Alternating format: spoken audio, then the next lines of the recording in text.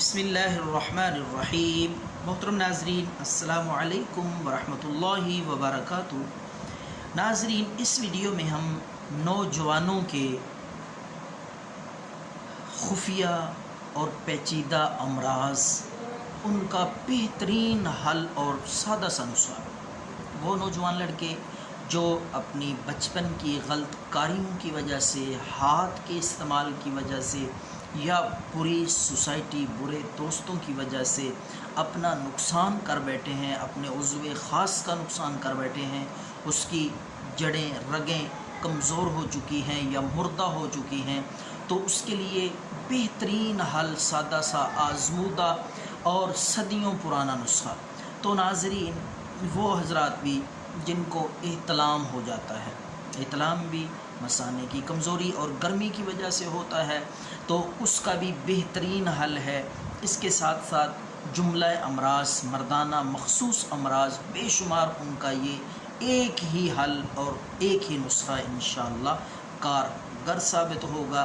تو ناظرین، آپ نے کیا کرنا ہے، بے ضرر نسخہ سادہ سا ہے، استعمال کر کے آپ حیران ہوں گے۔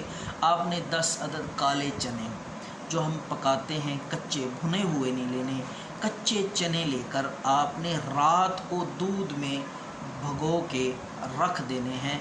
ایک کپ میں یا پیالے میں، سٹیل کے برتن میں یا پلاسٹک کے برتن میں نہیں رکھنے، یہ شرط ہے۔ یہ خیال رکھیں کہ وہ دودھ اور چنے آپ نے کپ میں یا پیالے میں، مٹی کے برتن میں، یہ بھگو کے رات بھر اوپر سے ڈھانپ کے رکھ دیں۔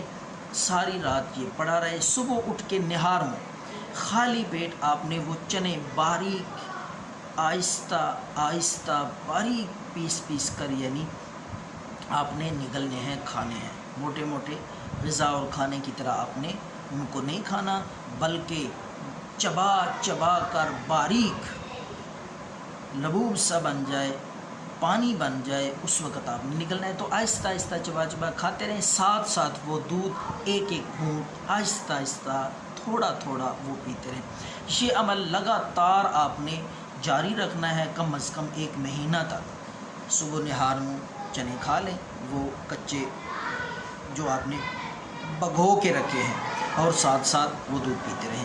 انشاءاللہ 1 مہینے بعد آپ دیکھیں گے احتلام، جریان اور اس کے ساتھ ساتھ مردہ نفس کی رگیں اللہ کے فضل سے بحال ہو جائیں گی۔ اور وہ حضرات جو ٹائمنگ کا اور صورت انزال کا شکار ہیں، ان کے لیے بھی یہ نسخہ بے حد مفید ہے، سادہ سا ضرور آزمائیں، دعاؤں میں یاد رکھیں۔ اللہ حافظ۔